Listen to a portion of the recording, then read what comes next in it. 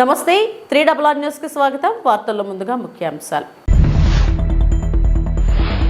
Sarathchandra IAS academy విద్యార్థులకు శాసనసభ కార్యకలాపాలను ప్రత్యక్షంగా వీక్షించే అవకాశాన్ని కల్పించిన గౌరవ స్పీకర్ చింతకాయల అయ్యన్న పాత్రుడు.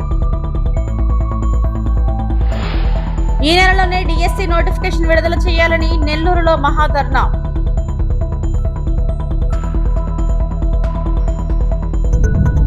నామినేషన్ దాఖలు చేయనున్న దాసోజు శ్రవణ్.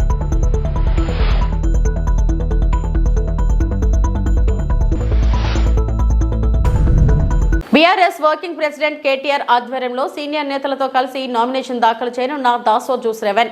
బీఆర్ఎస్ ఎల్పీ కార్యాలయానికి చేరుకున్న ఎమ్మెల్సీ అభ్యర్థి Dasoju Sravan. BRS party working president KTR, మాజీ మంత్రులు హరీష్ రావు, వేముల ప్రశాంత్ రెడ్డి, తలసాని శ్రీనివాస్ యాదవ్, మల్లారెడ్డి, గంగుల కమలాకర్, ఇతర సీనియర్ నేతలను కలిసిన దాసోజు శ్రవణ్.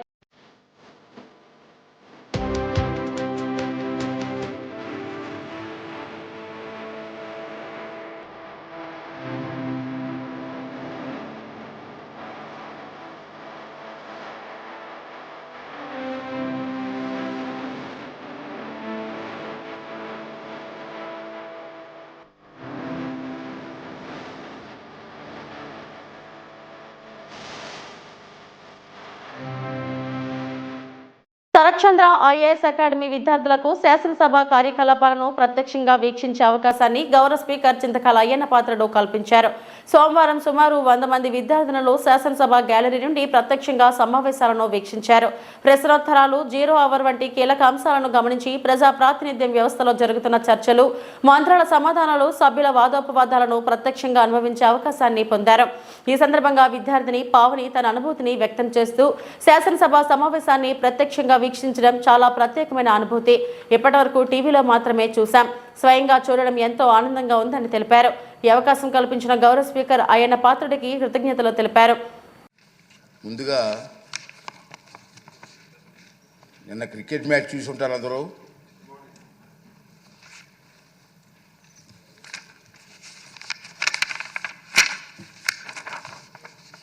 దాని గురించి సభలో champions trophy cricket tournament cup గెలుచుకున్న భారత క్రికెట్ జట్టుకు నా తరపున, ఈ సభ తరపున, తెలుగు ప్రజల తరపున శుభాకాంక్షలు తెలియజేస్తున్నాను. మన దేశం ఈ కప్పు గెలుచుకోవడం 3వసారి. ఈ దఫా టోర్నమెంట్లో ఒక మ్యాచ్ కూడా ఓడకుండా కప్పు గెలిచినటువంటి భారత జట్టుకు, కెప్టెన్కు, జట్టు సభ్యులందరికీ కూడా మన ఆంధ్ర రాష్ట్ర దిస్ ఈజ్ పావని. మేము శరత్చంద్ర ఐఏఎస్ అకాడమీ నుంచి వచ్చాం. ఈరోజు అసెంబ్లీని విజిట్ చేయడానికి ఛాన్స్ ఇచ్చిన స్పీకర్ గారికి చాలా థ్యాంక్స్. మేము ఎప్పుడు లైవ్లో టీవీస్లో చూసేవాళ్ళం అసెంబ్లీ సెషన్స్ అనేవి ఎలా జరుగుతాయి ఏంటి అని. కానీ ఇప్పుడు లైవ్లో చూడడం చాలా ఆనందంగా ఉంది. వేరే ఎమ్మెల్యేస్ వాళ్ళ కాన్స్టిట్యుయెన్సీస్ గురించి, వాళ్ళు ఫేస్ చేస్తున్న ప్రాబ్లమ్స్ గురించి మాట్లాడుతున్నారు. వాటిని రెక్టిఫై చేసే విధంగా కూడా గవర్నమెంట్ని అడుగుతున్నారు. ఇది మా ఎడ్యుకేషన్కి సంబంధించి కూడా చాలా ఉపయోగపడుతుంది. ఎలా రెక్టిఫై చేయాలి అనేది ముఖ్యంగా సివిల్ సర్వెంట్స్కి అయితే ఇంకా బాగా ఉపయోగపడుతుంది. ప్రజల ప్రాబ్లమ్స్ ఎలా ఉంటాయి ఏంటి అని తెలుసుకోవడానికి. Thank you for giving this opportunity. Thank you. Good afternoon everyone. Myself Madina from Sarachandra IAS Academy, Vijayawada. ఇవాళ మేము మాకు అసెంబ్లీలో పాల్గొనడానికి ఆపర్చునిటీ ఇచ్చినందుకు స్పీకర్ గారికి చాలా థ్యాంక్ యూ చెప్తున్నాము. మా కాలేజ్ నుంచి మేము దాదాపు 100 మంది వరకు వచ్చాము. అందరికీ సమానంగా ఆపర్చునిటీ ఇచ్చారు. This is the very first time that we had very good experience in the assembly. మాకు చాలా మంచిగా అనిపించింది అసెంబ్లీకి వెళ్ళినందుకు.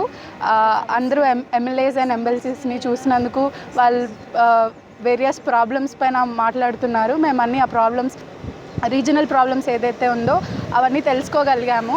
That we are very happy that we had very good experience in the assembly. Thank you. DSC notification విడుదల చేయాలని demand చేస్తూ నెల్లూరులోని PRC centre దగ్గర ఏబీవీపీ ఆధ్వర్యంలో ధర్నా చేపట్టారు.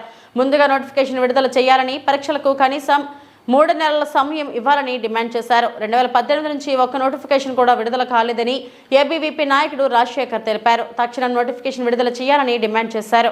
ఎలాంటి ఇబ్బందులు అంటే సార్ మాది ఇప్పుడు 2019 కంప్లీట్ అయిపోయినప్పటి నుంచి అప్ టు ఇప్పుడు వరకు ఎక్కడైనా జాయిన్ అవ్వాలంటే జాయిన్ అవ్వలేకపోతున్నాం. అంటే ప్రైవేట్ లో జాయిన్ అవుతాం, మళ్ళీ నోటిఫికేషన్ ఇస్తానంటాడు, మళ్ళీ మేము కోచింగ్ సెంటర్లకి రావాల్సి వస్తుంది. ఈ విధంగా అటు వర్క్ చేసుకోలేకపోతున్నాం, ఇటు కోచింగ్ సెంటర్ లో ప్రశాంతంగా మేము చదవలేకపోతున్నాం. సో ఆ విధంగా కాకుండా మాకు అట్లీస్ట్ నోటిఫికేషన్ విడుదల చేసి ఇంత టైం అని ఇచ్చి మాకు స్కెడ్యూల్ ఇస్తే మా ప్రిపరేషన్ లో మేము ఉంటాము. అలా అని అదే తొందరగా ఇచ్చేయకుండా 1 మంత్ అట్లా టైం కాకుండా కొంచెం టైం ఇచ్చి మాకు నిర్వహించాలని కోరుకుంటున్నాం. రాజశేఖర్ అఖిల భారతీయ విద్యార్థి పరిషత్ ఏబీవీపీ నెల్లూరు విభాగ్ కన్వీనర్ ఈ రోజు నెల్లూరు నగరంలో వీఆర్సీ సెంటర్ లో డిఎస్సీ అభ్యర్థులతో ధర్నా నిర్వహించడం జరిగింది. దీనికి గల కారణం ఏంటంటే 2018 నుండి ఒక్క నోటిఫికేషన్ కూడా భర్తీ కాలేదు. డిఎస్సీ నెల్లూరు జిల్లాలో కావచ్చు, రాష్ట్రంలో కావచ్చు. 2014 నోటిఫికేషన్ తర్వాత 2024 సుమారు 10 సంవత్సరాలు గడుస్తున్నప్పుడు కూడా ఒక్క నోటిఫికేషన్ కూడా ఇవ్వకుండా 2 ప్రభుత్వాలు కళ్ళబొల్లి మాటలు చెప్పి అధికారాన్ని అనుభవించారు తప్పించి నిరుద్యోగ యువతకు కావచ్చు, డిఎస్సీ ప్రిపేర్ అయ్యేటువంటి అభ్యర్థులు కావచ్చు ఏ ఒక్క హామీని కూడా నెరవేర్చినటువంటి పరిస్థితి రాష్ట్రంలో కనపలేదు. అయితే 2019 అధికారంలో ఎక్కినటువంటి జగన్మోహన్ రెడ్డి 2024 వరకు కళ్ళబొల్లి మాటలు చెప్పి అదిగో డిఎస్సీ, ఇదిగో డిఎస్సీ, అదిగో కోతి, ఇదిగో కోతి అన్నట్టుగా ఒక్క నోటిఫికేషన్ కూడా డిఎస్సీకి సంబంధించినటువంటి నోటిఫికేషన్ ఇవ్వనటువంటి కారణంగానే ఈ రోజు 2024లో వాళ్ళ యొక్క అధికారాన్ని కూకటవేలతో ప్రకటించి డిఎస్సీ అభ్యర్థులు మొత్తం ఒక తాటిపైకి వచ్చి కూటమి ప్రభుత్వానికి ఎలక్షన్ లో ఎన్నుకొని నారా లోకేష్ విద్యాశాఖ మంత్రి చేసుకుంటే ఆ యొక్క విద్యాశాఖ మంత్రి అధికారం లేనప్పుడు పాదయాత్ర చేస్తున్నటువంటి సమయంలో అనేక హామీలు ఇవ్వడం జరిగింది. ఆ యొక్క ఇచ్చినటువంటి అనేక హామీల్లో నేను అధికారంలోకి వస్తే, మా యొక్క ప్రభుత్వ అధికారంలోకి వస్తే మా చంద్రబాబు నాయుడు ముఖ్యమంత్రి ఎవరైతే ఉన్నారో మొదటి సంతకం డిఎస్సీ పైన పెడతా ఉన్నారు. నిజమే పెట్టారు, కానీ ఆ యొక్క ఆచార రూపాయలు మాత్రం డిఎస్సీ అమలు మాత్రం నత్తనడుగానే సాగుతుంది అని చెప్పేసి ఏబీవీపీ ఆరోపిస్తోంది. ఎన్నోసార్లు నోటిఫికేషన్ ఇస్తున్నామని చెప్తున్నారు తప్పించి ఎగ్జామ్ మాత్రం కండక్ట్ చేయనటువంటి పరిస్థితి ఈరోజు రాష్ట్రంలో కనబడుతోంది. ఎంతో మంది మధ్య తరగతి పేద విద్యార్థులు ఫీజులు కట్టలేక హాస్టల్లో ఉండలేక నగరానికి వచ్చి చదువుకున్నటువంటి పరిస్థితిలో ఈ రోజు మీరు ఆ వర్గీకరణ అని చెప్పి, ఈ వర్గీకరణ అని చెప్పి, కోర్టు కేసులు అని చెప్పి, కళ్ళబొల్లి మాటలు చెప్పి కాలాన్ని వెల్లబుచ్చుతున్నారు తప్పించి ఈ యొక్క డిఎస్సీకి సంబంధించినటువంటి నిజమైన అభ్యర్థులకి న్యాయం దక్కే విధంగా ఏ ఒక్కరు కూడా ఈ యొక్క రాష్ట్రంలో ఉన్నటువంటి అధికారులు స్పందించినటువంటి పరిస్థితి. కాబట్టి విద్యాశాఖ మంత్రి నారా లోకేష్ గారికి ఒకటే చెప్పుకున్నాం, ప్రతిపక్షంలో ఉన్నప్పుడు కనబడినటువంటి డిఎస్సీ వారి బాగా అధికార పక్షానికి వచ్చిన తర్వాత ఎందుకు కనబడట్లేదని చెప్పేసి నారా లోకేష్ గారిని డిఎస్సీ అభ్యర్థుల తరపున ఏబీ ప్రశ్నిస్తోంది.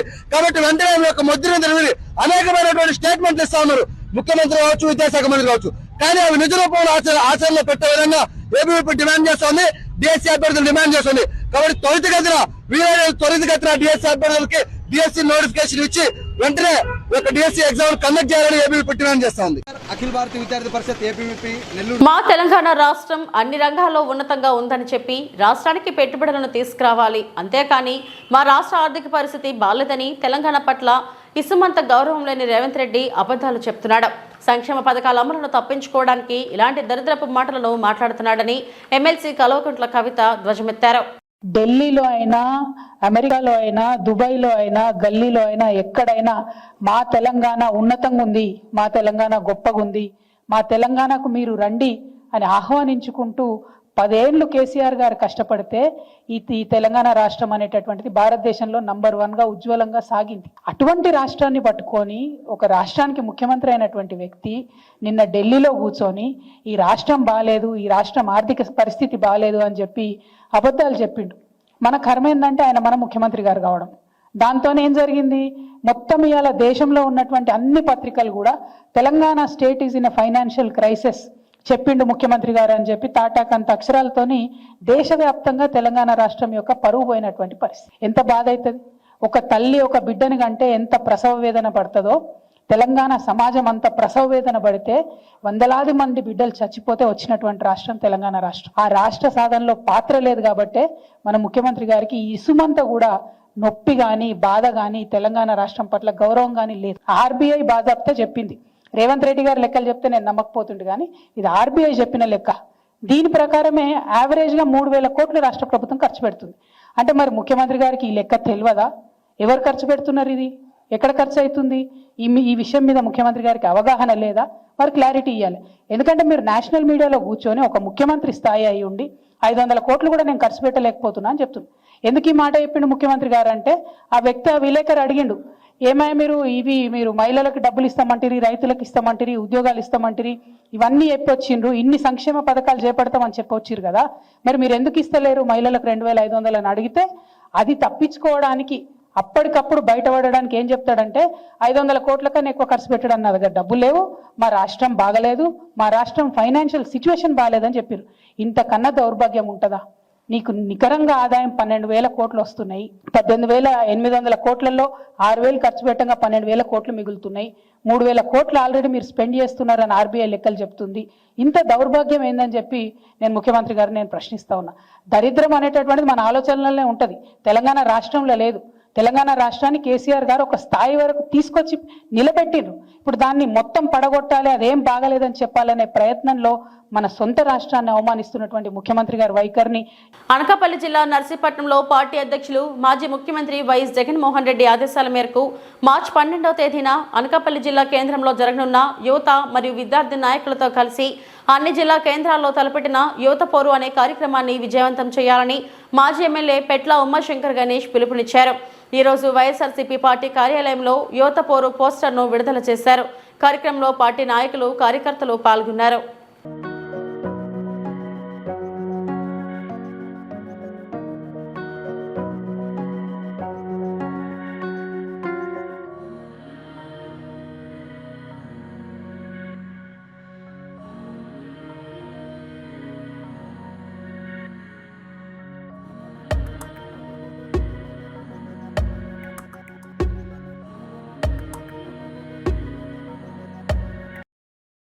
ఉక్కులో కాంట్రాక్ట్ కార్మికుల అక్రమ తొలగింపులు ఆపకపోతే నిరవధిక సమ్మె తప్పదని అఖిలపక్ష కాంట్రాక్ట్ కార్మిక సంఘాల నాయకులు ఉక్కు యాజమాన్యాన్ని హెచ్చరించారు.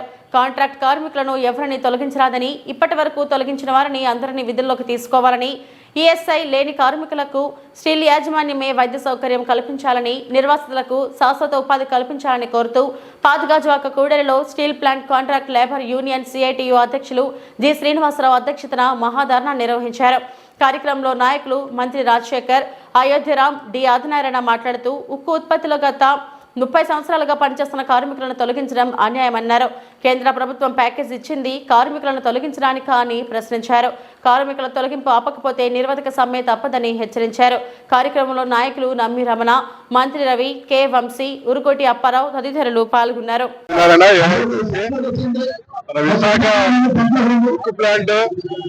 రాష్ట్రంలోని చాలా పోరాటాలు ఇవాళ కేంద్రంలో బీజేపీ 2001లో పూర్తిగా అమ్మేస్తామని చెప్పేసి నిర్ణయం చేసి వారు మళ్ళా రెండోసారి అధికారంలోకి వచ్చిన తర్వాత కేంద్ర ప్రభుత్వం కూడా విశాఖపట్నం స్టీల్ ప్లాంట్ ఎన్నికలు రక్షిస్తామని చెప్పారు అనమాట. ఇవాళ రక్షించలేదు, ప్రజలను భక్షించేటువంటి పెద్ద మోసం చేస్తున్నారు. మోసానికి అంగీకరించేది లేదు. ఈ రోజు ఊరికినే వచ్చింది కాదు, ఆంధ్రప్రదేశ్ స్టీల్ ప్లాంట్ ని విశాఖ ఉక్కు దేశంలో ప్రతిష్టాకరణ స్టీల్ ప్లాంట్ ని ఇవాళ కేంద్ర ప్రభుత్వం ఆంధ్రుల మీద అక్కసుతోటే ఈ స్టీల్ ప్లాంట్ ని మూసేయాలి, అమ్మేయాలి. ఆదానికి పోర్టుకి సంబంధించిన స్థలం కోసం స్టీల్ ప్లాంట్ చేస్తారు. ఇంతమంది ఆకలి పోరాటం 4.5 సంవత్సరాల కాలం అన్నమాట. ఈ పోరాటం మీరు అనుకుంటున్నారు ఇవాళ మరి అంతిమ తీసుకొచ్చారు. మా నిలబడ్డమా, మా పోరాటం నిలబడ్డమా, మీరు వెనక్కి వెళ్ళడం అనేది తెలుసుకోవడానికి వచ్చే 4-5 రోజుల కాలంలోనే విశాఖపట్నం స్టీల్ ప్లాంట్ ని ఈ రాష్ట్ర ప్రజలందరూ కూడా 14వ తారీఖున పోరాటం చేస్తున్నాం. ఈ రాష్ట్రాన్ని బంధిస్తాం. ఇవాళ ముఖ్యమంత్రి గారు స్పష్టంగా అన్యాయం చేస్తున్నారని చెప్పి తెలుసుంటే బీజేపీ నాయకత్వానికి ప్యాకేజ్ అంగీకరించారు. ప్యాకేజ్ మాత్రం ఇవాళ నిర్వాసన ఉద్యోగాలు చెప్పారనమాట. స్టీల్ ప్లాంట్ కార్మికులు స్టీల్ ప్లాంట్ పూర్తి స్థాయిలో ఉత్పత్తి చేస్తా చెప్పారు. కంటే నాయకత్వం పోరాటం కూడా కార్మికులే కాదు, ఈ రాష్ట్ర అవసరమైన ఢిల్లీ కాంట్రాక్ట్ కార్మికులు వాళ్ళందరినీ కూడా రాష్ట్ర వ్యాప్తంగా పోరాటానికి కూడా కేంద్ర ప్రభుత్వం తెలుగు డెవలప్మెంట్ 4 సంవత్సరాల నుంచి కొట్లాడితే కేంద్ర ప్రభుత్వం 11,400 కోట్ల రూపాయల ప్యాకేజ్ ఇచ్చి మా పని ఇబ్బంది తెలుపుకుంటూ కార్మికులు రోడ్డు మీద పెట్టేందుకు ప్రయత్నం చేస్తా ఉంది. పర్మనెంట్ ఉద్యోగులు 2,000 మంది ఇంటికి పంపించింది. కాంట్రాక్ట్ కార్మికులు ఇప్పుడు 1000 మంది ఇంటికి పంపించింది. ఇంకో 4,000 మంది కాంట్రాక్ట్ కార్మికులు తీసేయడం కోసం ప్రయత్నం చేస్తా ఉంది. గత 40 సంవత్సరాలుగా కంటికి రెప్పల కంపెనీని కాపాడుకుంటూ ప్రభుత్వం 5,000 కోట్లు ఇస్తే దాన్ని 3,500 లక్షల కోట్ల ఆర్థిక తీర్చింది కార్మిక వర్గాన్ని.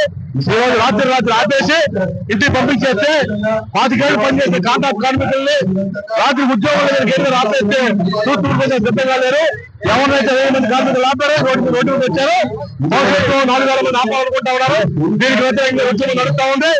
భవిష్యత్తులో ఉద్యోగాలు కాపాడుకోవడం కోసం దేనికైనా సిద్ధంగా అని చెప్పేసి ఎన్నో పోరాటాలు తెచ్చుకుని ఈ కంపెనీని ఆ ఉద్యోగాలకు అసలు పెడితే ఎవరిని ఉపేక్షించడం లేదు. కాబట్టి ఏ ఒక్క ఉద్యోగిని ఆపకూడదని చెప్పి పూర్తిస్థాయిలో ఉత్పత్తి తీసుకురావడం కోసం ప్రయత్నం చేయాలని చెప్పేసి నా ద్వారా విశాఖకు లాభాల కావలి నియోజకవర్గం వైఎస్ఆర్ కాంగ్రెస్ మాజీ శాసనసభ్యులు శ్రీ రామిరెడ్డి ప్రతాప్ కుమార్ రెడ్డి నివాసంలో మీడియా సమావేశం జరిగింది.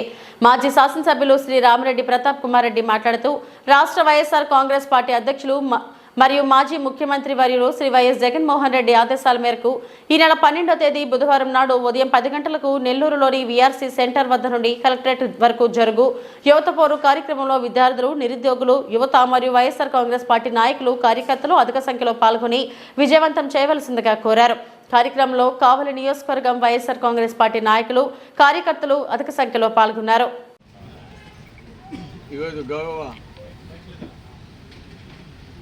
వైఎస్ఆర్ కాంగ్రెస్ పార్టీ అధ్యక్షులు, మాజీ ముఖ్యమంత్రి వర్యులు శ్రీ వైఎస్ జగన్మోహన్ రెడ్డి గారి ఆదేశాల మేరకు మన యువత పోరు కార్యక్రమాన్ని 12వ తారీఖు నెల్లూరు పట్టణంలో నిర్వహిస్తున్న సందర్భంగా ఈరోజు ఈ కార్యక్రమాన్ని ఏర్పాటు చేయడం జరిగిందని కూడా మీ అందరికీ తెలియజేస్తున్నాను. ముఖ్యంగా గత 24 ఎన్నికల్లో చంద్రబాబు నాయుడు గారు ప్రజలని, విద్యార్థులని, రైతులని, యువతని అందరినీ కూడా మోసం చేసేదానికి ఏ విధంగా హామీలు చెప్పాడో, ఏ ఒక్కటి నెరవేర్చకుండా ఏ విధంగా మోసం చేశాడో, దీనివలన నష్టపోతున్న ముఖ్యంగా విద్యార్థులు, యువతకి, అదేవిధంగా రాష్ట్ర ప్రజలకి అండగా ఉండాలి. ఆ విద్యార్థుల యొక్క తల్లిదండ్రులకి మనం అంతా కూడా అండగా ఉండాలని చెప్పి ఈరోజు ఈ యువత పోరుని ప్రారంభించడం నిజంగా చాలా సంతోషం.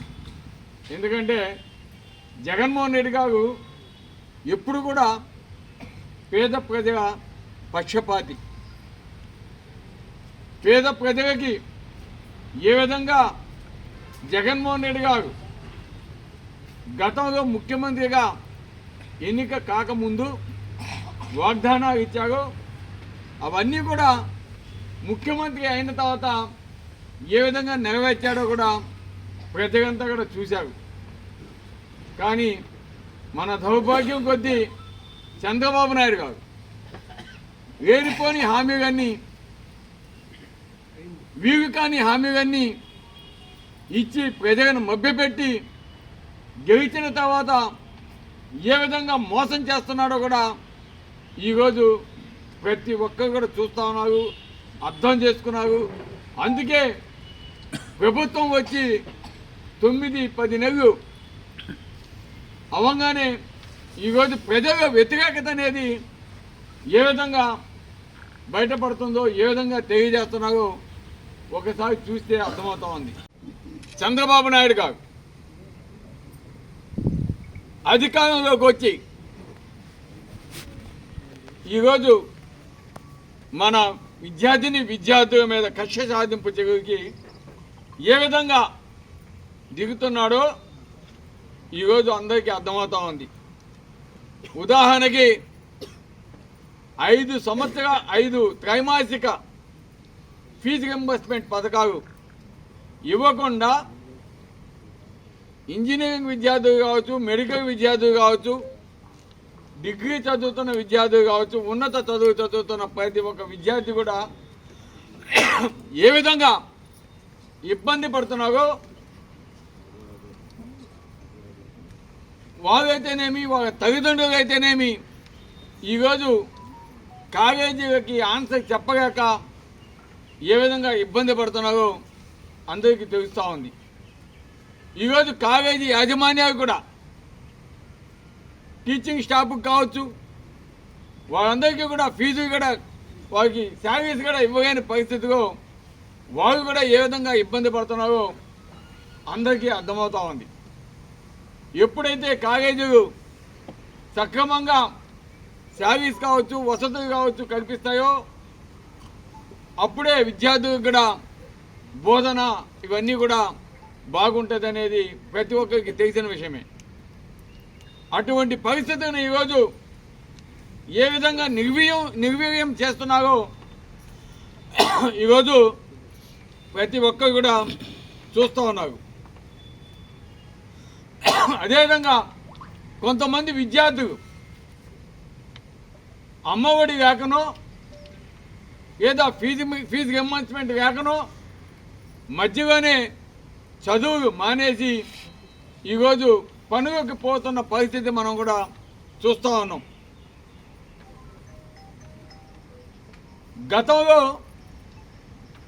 విద్యార్థులు బాగా చదువుకోవాలా, విద్యార్థులు బాగా చదువుకొని ఉన్నత స్థానాలకు పోతే రాష్ట్రం అభివృద్ధి చెందుద్ది, అటువంటి పేద బడుగు విద్యార్థులందరినీ కూడా మనం చదివించాలని ఒక మంచి ఉన్నత ఆశయంతో ఆనాడు రాజశేఖర రెడ్డి గారు ఫీజు రియంబర్స్మెంట్ పథకాన్ని తేవటం జరిగింది. ఎంతోమంది విద్యార్థులు ఈరోజు లక్షల మంది చదువుకొని ఈరోజు ఇతర రాష్ట్రాలుగా కావచ్చు, మన రాష్ట్రంలో కావచ్చు, దేశ విదేశాలుగా కావచ్చు ఏ విధంగా ఉద్యోగ అవకాశాలు తెచ్చుకొని చదువుకొని వారు ఉన్నత స్థాయికి పోయారో, వారు పోవటం వల్ల ఆ పేద కుటుంబాలు ఏ విధంగా ఆర్థికంగా బలోపేతమైనయో ఇది ప్రతి ఒక్కరు కూడా చూస్తున్న విషయం, తెలిసిన విషయం. అటువంటి విద్యని ఈరోజు ఏ విధంగా ఇబ్బంది పాలు చేస్తున్నారో కూడా.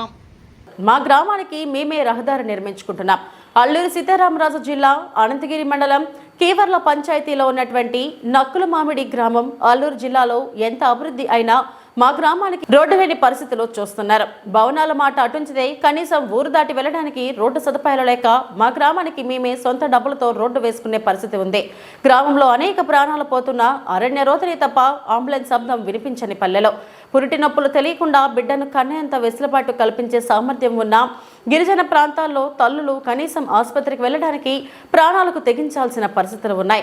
5 ఏళ్లకోసారి మారే రాజకీయ నాయకులకు తరతరాలుగా వాళ్ల బాధలు పట్టడం లేదని ప్రజలు వాపోతున్నారు.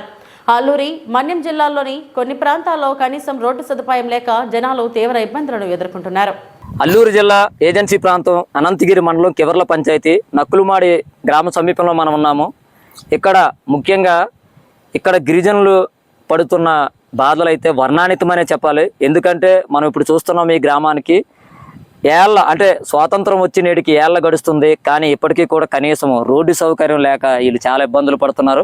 మరి ఎట్టకేలకు ఈ గ్రామానికి ఓట్లేసిన నాయకులు, పాలిస్తున్న అధికారులు ఎవరు కూడా పట్టించుకోకపోవడంతో పూర్తి స్థాయిలో మరి ఆ గ్రామంలో సుమారు 62 మంది ఉన్నారు.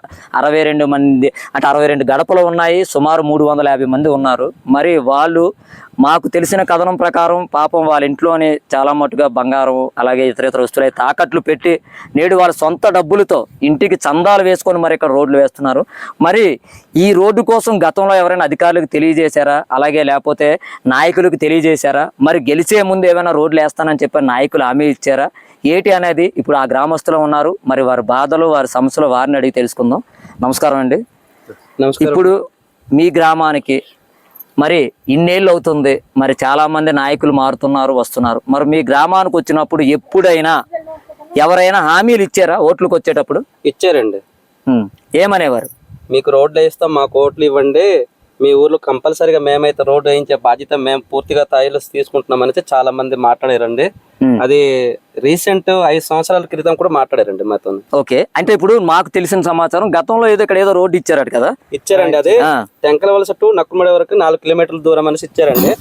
సో దానికి ఎలా ఉందంటే కాంట్రాక్టర్ గారు వచ్చారండి, పోల్ రెడ్డి గారు. వచ్చిన తర్వాత టెంకల వలస నుండి స్టార్ట్ చేసి నక్కుమడి వరకు రోడ్ అయిపోతుంది అనేసి స్టార్ట్ చేసిన తర్వాత ఏమన్నారంటే 3,50,00,000 సరిపోవట్లేదండి, బ్రదర్ గా మీకు దీనికి సర్వే చెయ్యాలి, ఎక్సలెంట్ గా ఇచ్చి మళ్ళా ప్రపోజల్ పెట్టాలనేసి అన్నారండి. సో అది ఇచ్చిన తర్వాత మధ్య 11 వరకు వచ్చి తార్ రూట్ వేసి వెళ్ళిపోయారండి. ఇవి ఇప్పటివరకు నా బులెటిన్ అప్డేట్స్. నమస్తే.